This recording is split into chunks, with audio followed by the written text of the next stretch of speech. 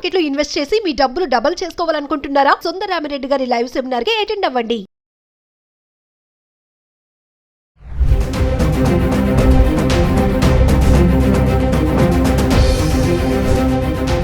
Hi hello నమస్తే, welcome back to Suman TV. ప్రస్తుతం మనతో పాటు ఉన్నారు certified astro business coach Javeria గారు.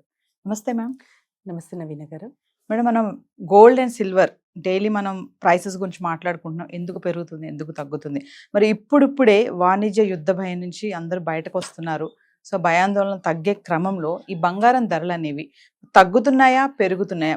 ఈ రోజు ఎలా ఉంది ధర అంటే ఒకసారి? ఈ రోజు కంటే కూడా నవీన గారు నిన్న చూసుకుంటే, అంటే ఓవరాల్ గా మార్కెట్ చూసుకుంటే 3400 తగ్గడం జరిగింది అనమాట.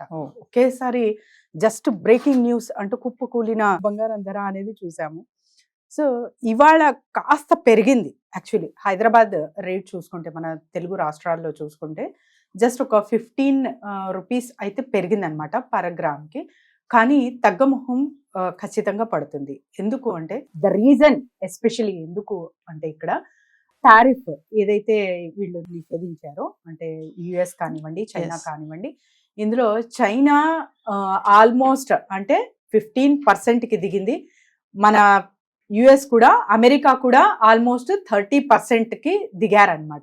సో ఇక్కడ కాంప్రమైజ్ అవ్వడం చూస్తున్నాం. కాబట్టి రెండు దేశాల మధ్య ఇంకా సాఫ్ట్ కార్నర్ అనేది నడుస్తుంది ఇంటర్నేషనల్ మార్కెట్ వైడ్గా చూసుకుంటే. ఇంకా ఓవరాల్గా ఎందుకు ఈ ప్రభావం, దీని వల్ల కూడా మనకు బంగారం ధరలో అంటే మార్పులు చూస్తున్నామా అంటే ఖచ్చితంగా చూస్తాం అనమాట.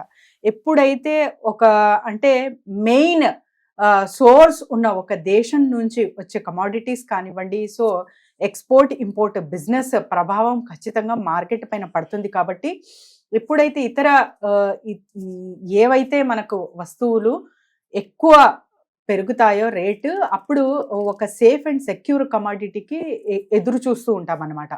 అదే ఇంకా షేర్ మార్కెట్ పరంగా చూసుకుంటే కమోడిటీ మార్కెట్. సో కమోడిటీ మార్కెట్లో మనకు ఫస్ట్కి వచ్చేది బంగారము అండ్ తర్వాత వెండి.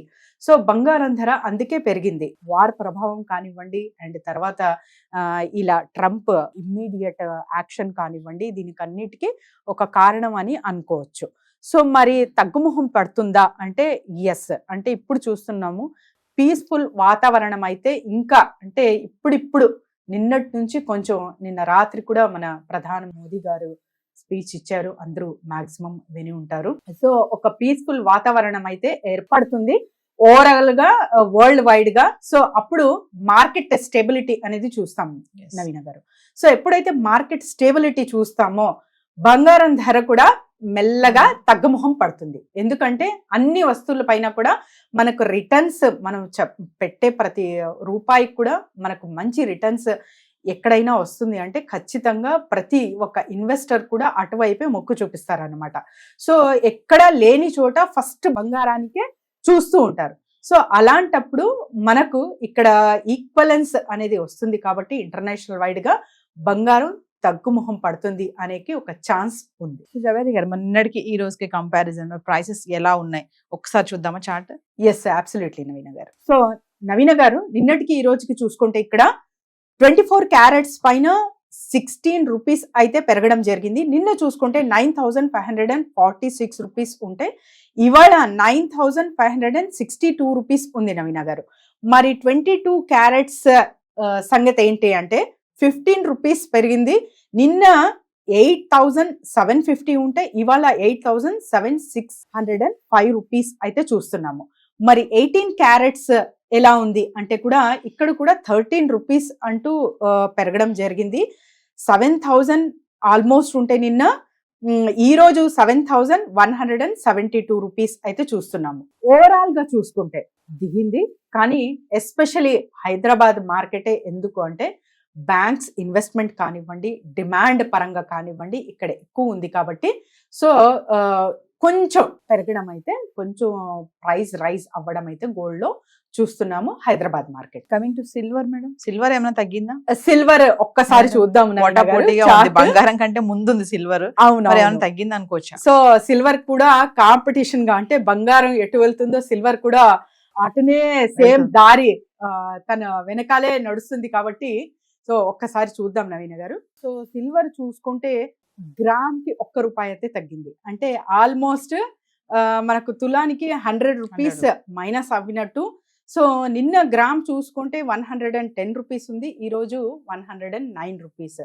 సో సిల్వర్ కూడా తగ్గుముఖం పడుతుంది. సో ఎస్పెషలీ సిల్వర్ అయితే ఎక్కువ మనం పూజ సామాగ్రి కానివ్వండి, సో ఇతరల అంటే ప్లేట్స్ కానివ్వండి, ఇంకా కొంచెం చిన్నపిల్లల పుట్టారంటే గిఫ్ట్స్ ఇవ్వడం వాళ్లకు, సో స్పూన్ నుంచి సో గిన్నె అవన్నీ ఒక ప్రజెంటేషన్ ఇవ్వడం జరుగుతుంది. కాబట్టి సో దీనికి అన్నిటికీ ఒక ప్రైస్ హైక్ కారణమా అంటే ఇది ఒక్కటే కారణం కాదు, డిమాండ్ పరంగా కూడా సిల్వర్ రేట్ పెరిగే అవకాశం ఉంటుంది. కాబట్టి సో వీటన్నిటిలో ఇది కూడా ఒక రీజన్ అని అనుకోవచ్చు. సో జవేద్ గారు, ఏదేమైనా యుద్ధ భయం నుంచి మనం మెల్లగా బయటకు వస్తున్నప్పుడు ఎలాగే బంగారం ధరల్లో కూడా ధరలు కొంచెం తగ్గడంతో సామాన్యులు కూడా కొంచెం ఊరట లభించిందని అయితే మనం అనుకోవచ్చు.